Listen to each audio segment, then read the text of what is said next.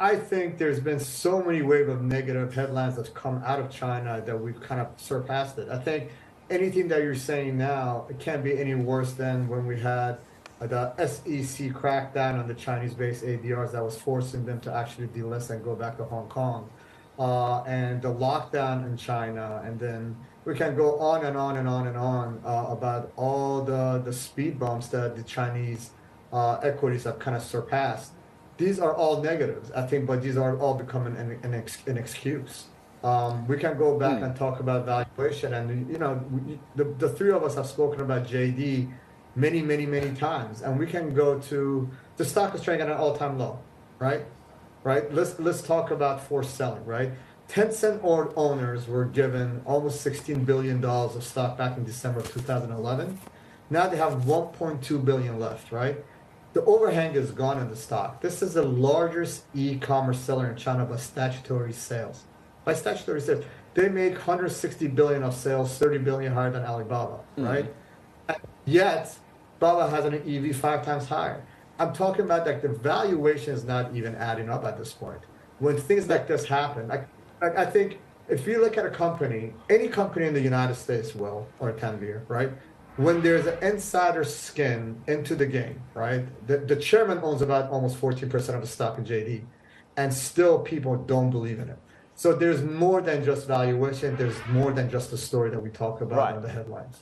Right, and you talk about forced selling. There's forced selling of a number of kinds because you're talking from more of a trading perspective. But how much credence can you put to the fact that a lot of institutions, a lot of hedge funds are trying to position out of China because they're afraid, in a sense, that there could be further regulatory action or even hearings that could be potentially not what they'd want to be doing on the Hill if Congressman Gallagher gets his way, because, and again, you have that all with the overlay at the same time of China cutting back on its access to data for a number of institutions. So why would anyone with any kind of confidence, valuations aside, be wanting to invest in these China tech stocks right now, considering all of the risk, whether it be from the regulatory side, whether it be from just the lack of visibility on what's really happening in China right now?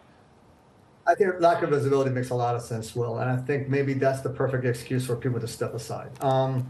I completely agree with you. I think there is, like I keep talking about forced selling and maybe funds that are in trouble that are really leaning on this.